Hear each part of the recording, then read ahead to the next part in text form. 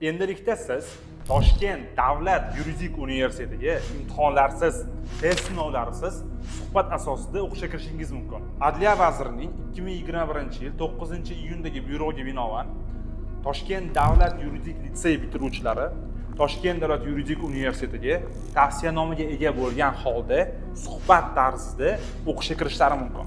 Ushbu tavsiyanomani olish tartibi nimalardan iborat?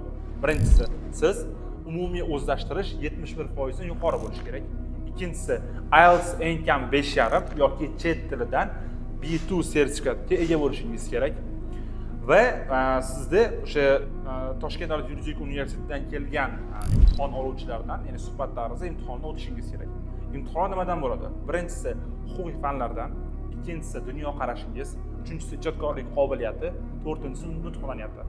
Va yana bir narsa aytib o'tishim kerak. Ushbu sertifikat sizlarga 2 yilga o'tadi va siz suhbat asosida faqatgina to'lov kontrakt asosida o'qishga qabul qilinasiz, ya'ni kontraktga.